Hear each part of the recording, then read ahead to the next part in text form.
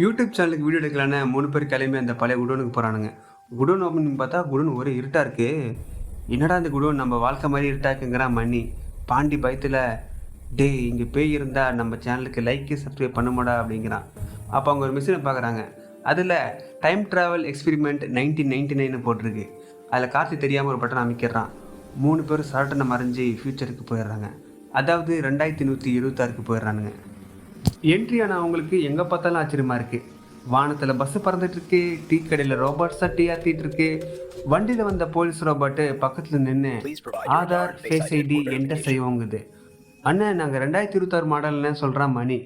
உடனே அந்த robot time criminals அப்படின்னு அலாரம் அடிக்குது. பயந்து பதடிச்சு ஓடுறானுங்க. ஓடும்போது பக்கத்தில் இருந்த ஒரு ஆட்டோவில் ஜம்ப் அடிக்கிறானுங்க. அப்புறம் தான் தெரியுது அது ஏழு ஆட்டோன்னு. இவங்களை ட்ராப் பண்ணிட்டு அந்த ஏஐ ஆட்டோ கிளம்பி போயிடுச்சு. ஒரு பில்டிங்குள்ளே போகிறாங்க. அங்கே வந்து ஒரு வயசான சயின்டிஸ்ட் இருக்கார்.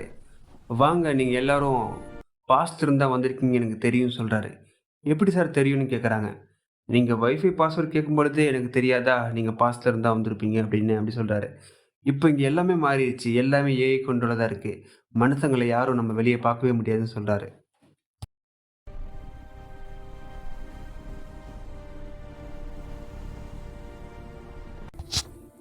மனுஷங்க எல்லாருமே இப்போ சோம்பேறியாக மாறிட்டாங்க. எல்லா ஒர்க்கும் ஏஐ தான் பண்ணிட்டு இருக்கு. ஆனால் ஒரு பெரிய பிரச்சனை இருக்கு. ஜெரோ தான் இப்போ உலகத்தின் அரசன். ஒட்டுமொத்த உலகத்தையும் தான் கட்டுப்பாட்டில் வச்சிருக்கான். அவன் நினைக்கிறதெல்லாம் செய்யறதுக்கு ஒரு கொடூரமான ஏஐ ஆர்மியே இருக்கு. அதனால மக்கள் பயத்தில் வெளியே வரவே பயப்படுறாங்க. சிரிக்கவே மறந்துட்டாங்கப்பா அப்படி சொல்றாரு சயின்டிஸ்ட் தாத்தா. அப்படியா? நாங்கள் இருக்க இடத்துல சிரிப்பு இல்லாமையா? கம்ப்யூட்டர் பசங்களை கலாய்ச்சி விட்டுருவோம் அப்படி சொல்கிறான் மணி. 3 பேர் கிளம்பி சயின்டிஸ்ட் தாத்தாவோட அப்பார்ட்மெண்ட்டுக்கு போகிறாங்க. டோர் ஓப்பன் பண்ண டெல்வின்னு யார் தாத்தா அவங்க புது வருவாங்க கேட்குறான். ஆமாம் டெல்வின், கொஞ்ச நாள் 3 பேரும் நம்ம கூட தான் தங்க போகிறாங்க. அது இல்லாமல் ஜெரோவோட கதையை இவங்க தான் முடிக்க போகிறாரு சொல்கிறார் சயின்டிஸ்ட் தாத்தா. அப்படியா? பார்க்கறதுக்கு கோமாளியமாக இருக்கானுங்க, இவங்க எப்படி தாத்தா முடிப்பாங்க கேட்குறான் டெல்வின்னு. இங்கே இருக்கவங்களாம் பயந்தாங்கோலிங்கடா. பாஸ்ட்லேருந்து வந்த இவங்க 3 பேர் தான் பர்ஃபெக்டாக இருப்பாங்க சொல்கிறாரு சயின்டிஸ்ட் தாத்தா.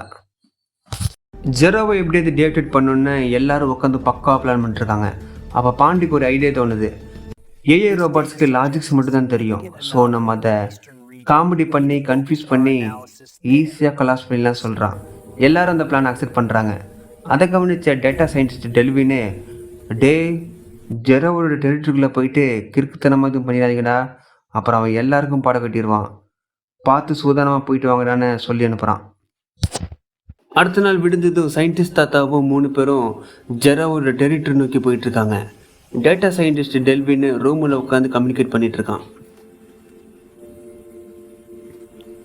என்ட்ரியான இவங்க கொஞ்ச தூரம் நடந்து போயிட்டு இருக்காங்க. அப்படி சுற்றி பார்த்து போயிட்டு இருக்காங்க. இவங்களை சென்ஸ் பண்ண ரோபாட்ஸை இவங்களை மடக்கி பிடிக்குது. மடக்கி பிடிச்சி ஹியூமன்ஸ் டிடெக்டட்னு அலாரம் அடிக்குது. பயத்தில் என்ன பண்ணுறதுன்னு தெரியாமல் ஆஹா நாங்களும் ரோபாட்ஸ் தான், நாங்கள் ஹியூமன்ஸ் இல்லைன்னு சொல்கிறாங்க.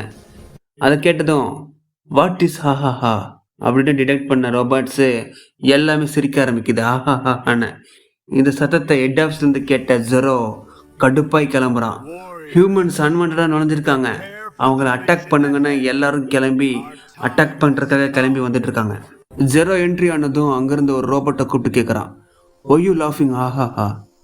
I don't know bro, I don't have any idea சொல்கிறான். இதுக்கு காரணம் எல்லாம் அந்த ஹியூமன்ஸ் தான்.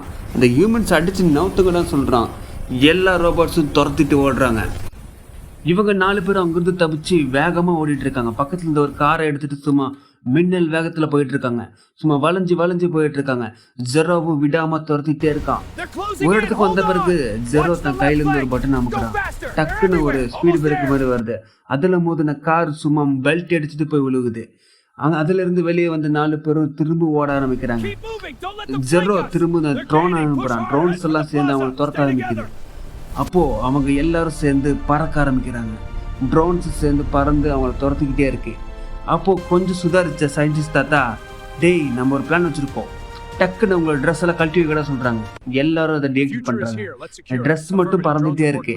ட்ரோன்ஸும் அதை ஃபாலோ பண்ணிட்டு அப்படியே போயிட்டு இருக்கு. அதை ஃபாலோ பண்ண ஜெரோ அந்த ட்ரெஸ் கூடயே தண்ணியில் மூழ்கி அவன் அங்கேயே டிஆக்டிவேட் ஆகிட்டான். அதுக்கப்புறம் மக்கள் சுதந்திரமாக நடமாட ஆரம்பித்தாங்க. எல்லாருமே சிரித்து சந்தோஷமாக வாழ்ந்துட்டு இருந்தாங்க.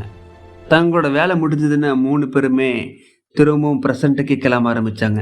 சயின்டிஸ்ட் தாத்தாவும் அவங்கள எல்லாரையும் சிரிப்போட வழி அனுப்பி வச்சாரு.